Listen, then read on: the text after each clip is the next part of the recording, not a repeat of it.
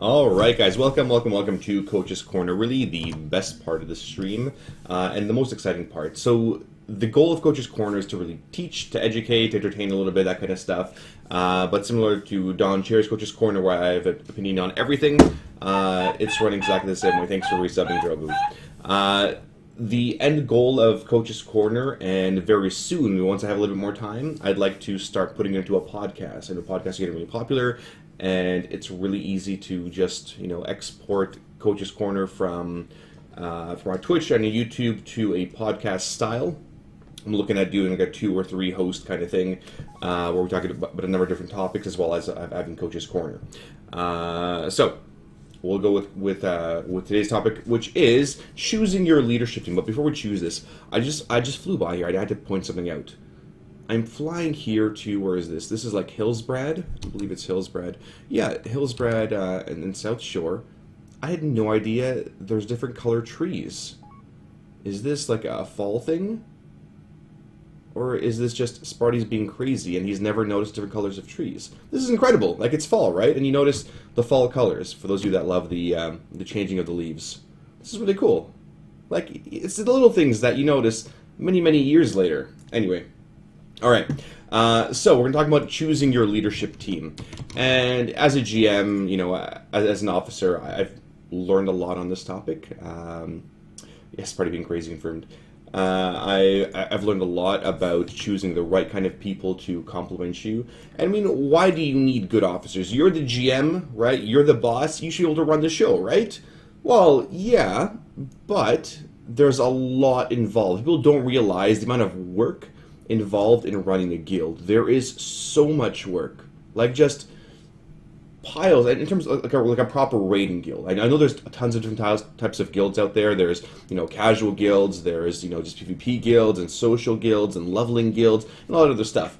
And they all require varying degrees of work to actually run them. And it's essentially like a full-time job to do these things. Whether it's managing forums or talking to people or recruiting or whatever, it is a ton of work. And I know a lot of the Zeros to Heroes here and the DJs here, you guys don't, you see a glimpse of how much work goes on. And unless you're an actual officer, right, then you see a majority of what goes on in terms of running the guild. And, I get comments from Bran, one of my officers all the time, and she says, I don't know how you've done this for 11 years now. She has no idea. Like, she's finally getting, a little bit more work in terms of just outside of raiding. But she sees now, how much work it is. And, it's a bitch to run guilds, right? When people ask, Sparty, I want to run a guild. I'm like, oh, probably not a great idea. It's so much work, right? It's this underappreciated job that you have to do. Like, somebody needs to do it, right? And in order to do it well, it'll take even more work. So why do you need good leadership? Well, I mean, you need that support system. Number one, you need support. As a GM, as an officer, you need support. And I know firsthand experience. So, and that's partly me in real life too, where I like to do things my way. My way is the right way, right? And a lot of CEOs, GMs, think the exact same way. My way is the right way. This is exactly how it should work. Jasper, thanks for resubbing. Now, with your being the right way, I mean, that's fine. That being said, there is so much work involved in running guilds that it quickly leads to burnout. And I quickly learned this back in Blackwing Lair, AQ40, and Nax, back in Vanilla. I was running this 55-person guild, and I was doing the forums and recruiting and being the sand officer and raid leading and, running the loot and just doing everything. So, I mean, I had a couple little helpers, but it was quick way to burnout. And during AQ, that's when I said, you know what, I'm going to retire from this game. I'm done. I'm totally done. I'm happy. And, I'm overworked, now going into university, or I was in university at the time. I need to take a bit of a break. Well, a couple of guild members left, and they went off to a top 5 US guild. And then I'm like, well, you know what? If I leave my guild now, or if I stop playing now, my guild's going to fall apart, right? I already put a year into it. Why do I want it to fall apart? And here I am 11 years later. So, yeah, it's enough for Syllabus. Thanks. Good joke, Jeffrey. Good joke. But delegation is really the key to that kind of success. You want to delegate responsibilities onto certain people, and choosing those people is really, really key. Now, a little bit of a philosophy of your leadership team, and I take this to real life as well. Your leadership team should be an extension of you. They should complement your weaknesses and make you a better leader. In the same sense, if you have a girlfriend, boyfriend, wife, husband, whatever, they should challenge you and make you a better person. My leadership team should be an extension of me. They are like me. They are like-minded individuals, the same base qualities of trust and loyalty and love and passion for the guild, right? Those are some of the very basic qualities, right, that you're looking for in officers. That's who I am, right? That's exactly what I feel towards my guild, Death Jesters and Zeros to Heroes. That I'm very protective of those guilds as well, super protective. So they should challenge you as well. They should question you, because even though every single decision you make is the right one, it may not be the right one, right? Despite what you think it is. So having that set, those people on your shoulder saying, that's a good idea or that's a bad idea, here's what I think, is really good to keeping you centered. You want those people that help you, recover from a bad decision, or tell you, that's probably a bad decision.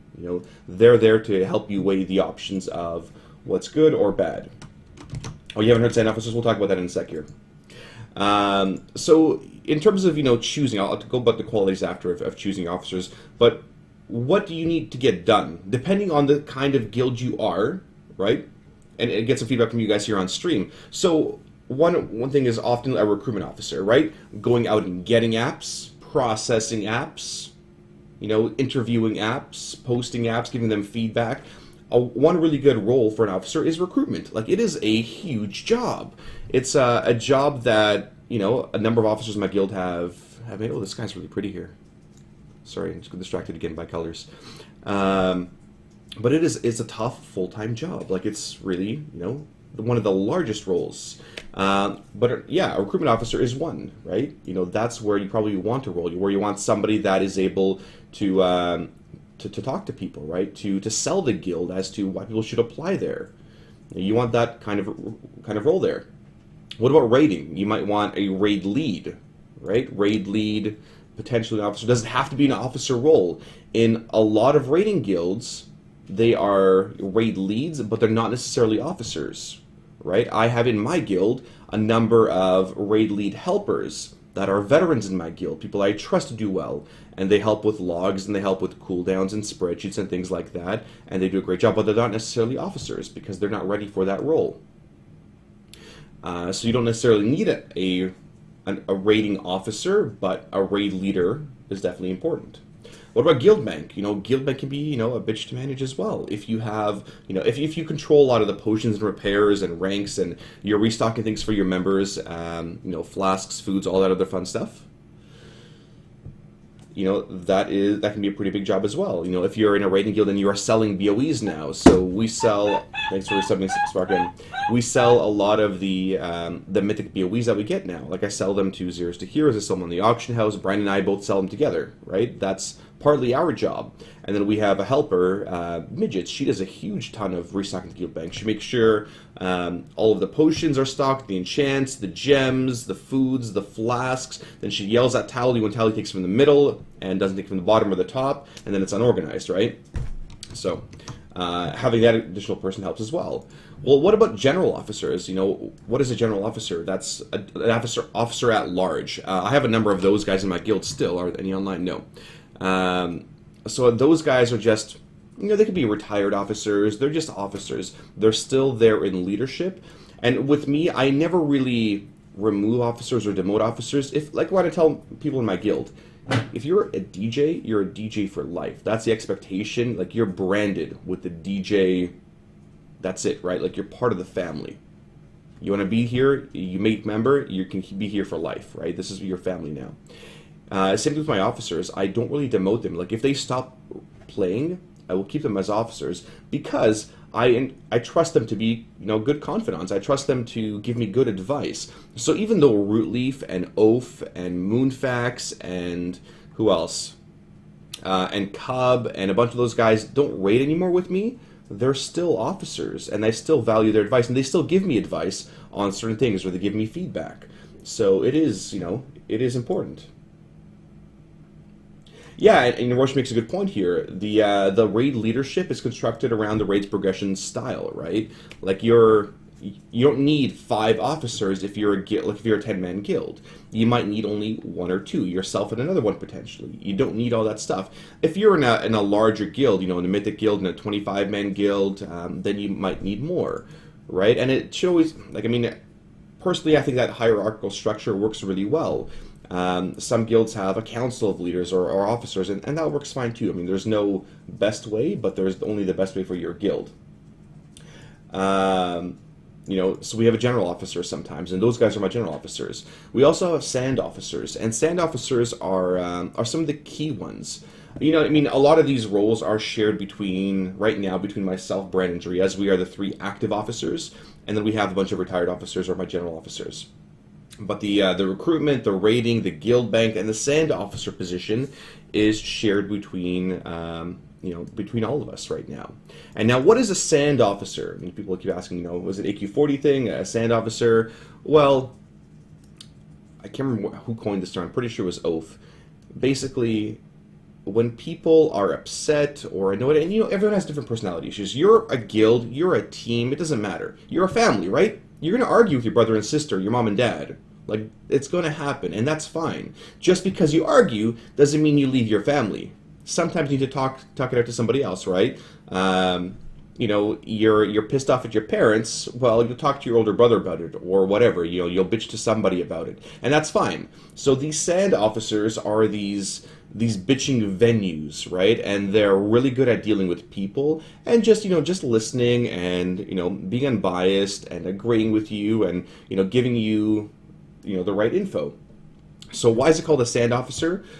Well, pardon my the French here, but when somebody has a sandy vagina and they get really, really annoyed, it's the sand officer's job to get the sand out. As my wife rolls her eyes at me. So that is a sand officer, and it is it's a bit of a joke, but at the same time they're there to deal with the personality conflicts, to let somebody know, listen, Sparty's not angry at you. Sparty's not angry at you. He just wants you to, to do better, right? Don't take it personal. Don't take it personally that you wiped the raid and you stood in fire and you blew the raid up and you had dark conduits on top of dark conduits and Sparty told you not to.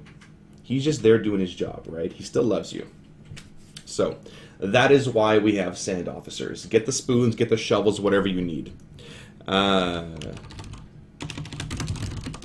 So sand officers. To me, that is an important role. I've done the sand officer role as a GM for a decade, right? So you have those. Now, in terms of what officers shouldn't be, well, officers should not be a reward. And somebody tweeted me a little bit earlier, Barkflight, where he said, if you want to be an officer in a guild, you just need to sleep with the GM or sleep with other officers or do whatever other favors, and that's your good officers, right? You just need to kiss a lot of ass.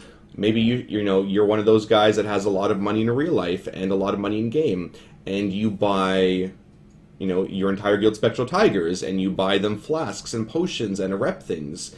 Is that really the merit of an officer, right? What is an officer in your guilds? Well, they're held to a really, really high standard, right? I hold myself to the highest standard in terms of just overall the guild, in terms of performance and integrity and being a good player and a good role model for my officers and my members and for you guys. I hold myself to the highest standard. Then my officers, they're an extension of me. They represent me, right? I don't want to, have some scumbag, jerkface in that officer role that bought his way in or slept his way in or whatever, right? That's not what being an officer is about. And you don't want people like that in your guilds. You definitely don't. So don't be that, you don't want to reward people, just for doing a good job. Hey, you're an officer. No, people look to officers for leadership. You don't want to have a shitty officer, right? You don't. You absolutely don't. Now, we talked about a little bit of veterans, so I have a number of veterans that do a really great job as well. And to me, veterans and the way I've structured my guild is, they've been around the guild for a long time. They've mentored people. They've got some leadership behind them as well, and they have a high degree of initiative. And so those guys are some of the raid helpers, like Schomburg, right? Schomburg's he still has his note. Schomburg is one of our veterans because he does a lot with raid strats and DPS cooldowns and that kind of stuff, right? He's not an officer, but he's still a huge help in terms of raid, in terms of overall leadership in the guild as well. So you maybe want to look at having just some veterans help out before you make some officers. And we'll talk about promoting those officers in a bit here. And it also depends on what kind of leader you are, and your leadership style. Roche made a point earlier, it depends on your progression too. What kind of leader are you? Are you one of those behind the scenes, manage things in the back, tell people what to do, and just, let those things play? Or are you one of those in-your-face leaders, or do you like to micromanage, a bit? You want to have leaders that complement those styles as well. Maybe you do like micromanaging a lot, and that's fine, but you should share in that with people that you trust. Okay, and that's really the big key word for choosing your leadership team. Trust is what everything comes down to, in your members, in your your vets, your apps, whatever, but especially your officers. It is the absolute key ingredient, trust. Who would you trust? You're the GM. You're the GM of a guild that's been around for 10 years, well-respected, great players, has a reputation. Who would you trust to represent your guild if you got hit by a bus tomorrow, or need to be gone for 2 weeks to get married? Who would you put in those roles, right?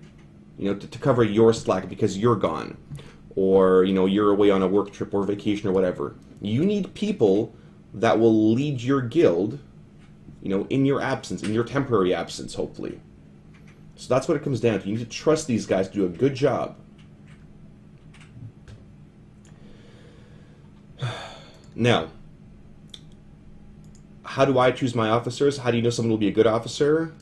Part of it's a gut feeling, right? Part of it's your gut, but I also groom my officers over a long, long period.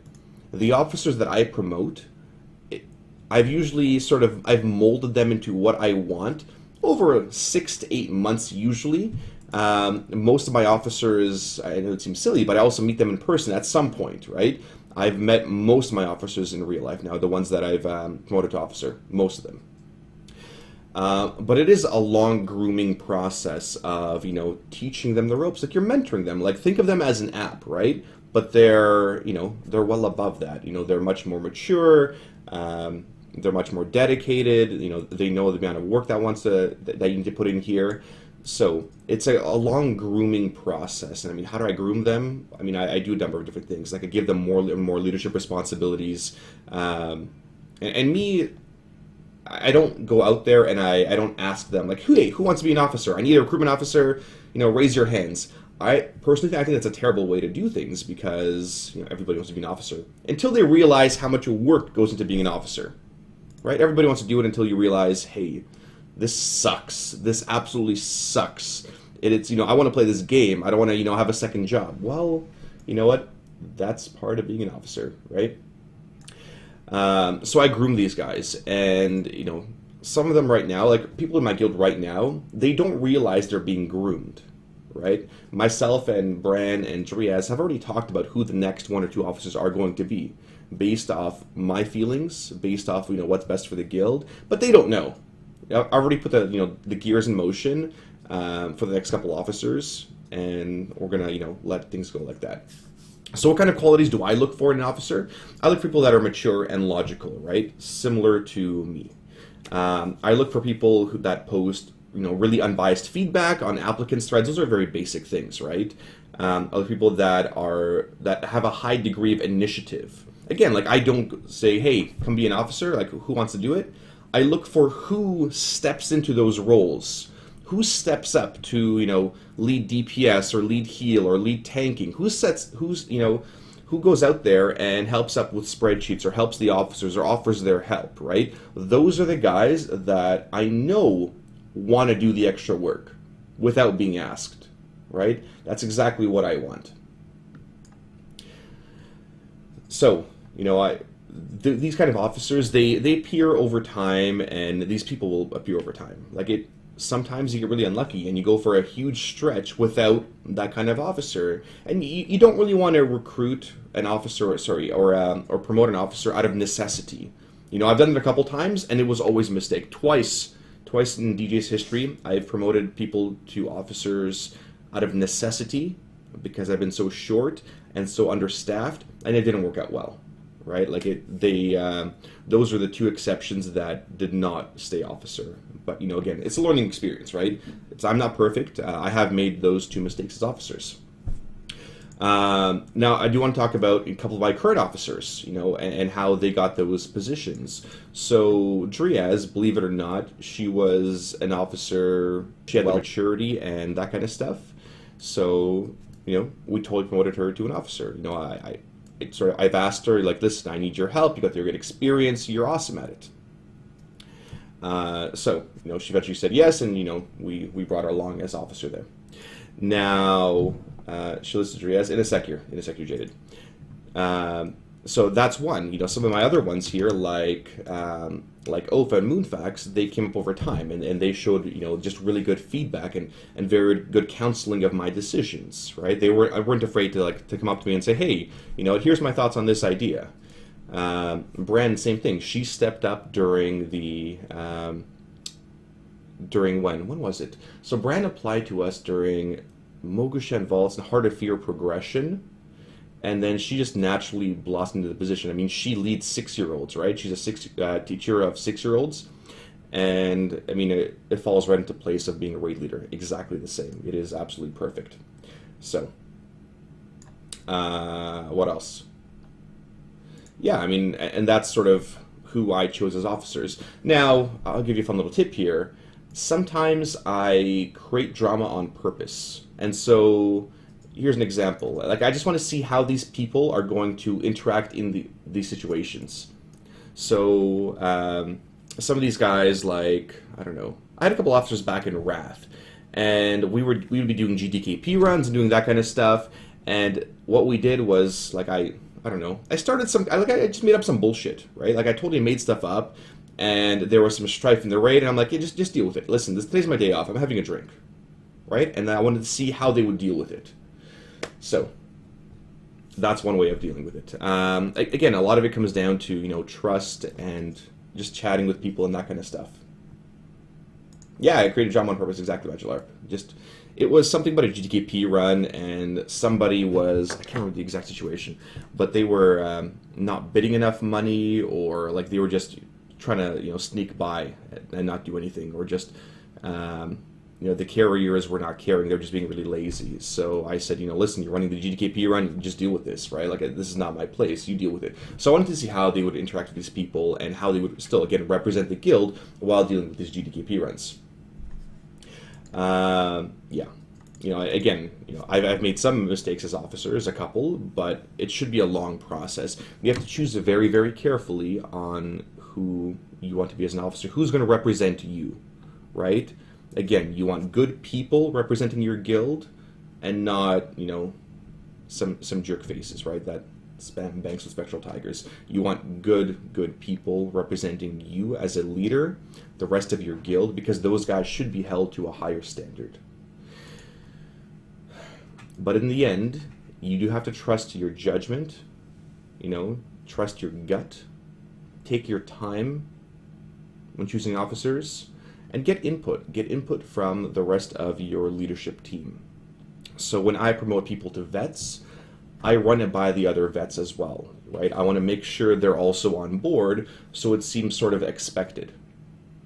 When I promote officers, we have a big thread on each person months in advance, right? Months in advance, and we keep them up to date on their progress on how it's going, promoting them to an officer, right? Grooming them to that position. Because when the time comes, and I ask them to be an officer, right? It's more, I tell them to be an officer.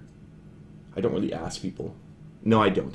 I tell, and here's a quick little trick or joke, whatever. For every single one of my officers, I've sold them on the idea. I'm a great salesman when I need to be. Like, listen, your guild needs you right now. Your guild needs you to help run it. I need your help here, or else I won't do it by myself. And at the end, you'll get a really cool mount, right? Like, there's this really cool officer mount. And usually I break it to them, like, listen, there's no officer mount once I promote them to an officer. Anyway.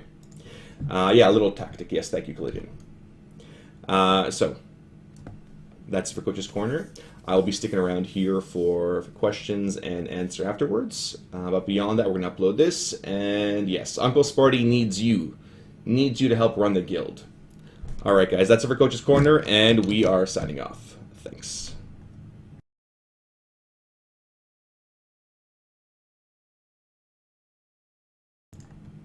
Okay. And so, there we go. Yeah, so the mount is a lie, yes. Every single officer I've told, right? I've told them straight up, there's an officer mount. Like, I'm telling you, there's a really cool officer mount. The other guys don't use it because it's a secret, right? Like, we only use it when we have our secret officer meetings. Anyway. The real story, Brandon's still waiting on a mount. Well, like, they get mounts too. Like, I also don't give my officers special treatment, right? Like, I don't give Brand special treatment or Dryad special treatment, none of them. What I do, like, I just treat them like everybody else, but I mean, it's sort of unfair, but I do hold them to a higher standard in terms of performance and playing and everything else they do. Yeah. And I think that's the way it should be. From experience, that's the way, people will respect those guys in those positions. Because if those guys, are really shitty officers, are terrible players, are just, really poor representations of my guild, right? Because my guild's set to a higher standard. I don't want to, again, have an officer that does a shitty job, right? That, is an asshole to my guild members or to people outside of my guild. Because, again, it represents my guild. It's not like, one app being a little shit. If it's one app being a little shit, well, then you just kick them out. But if it's an officer, well, that really reflects on you, right, as a person.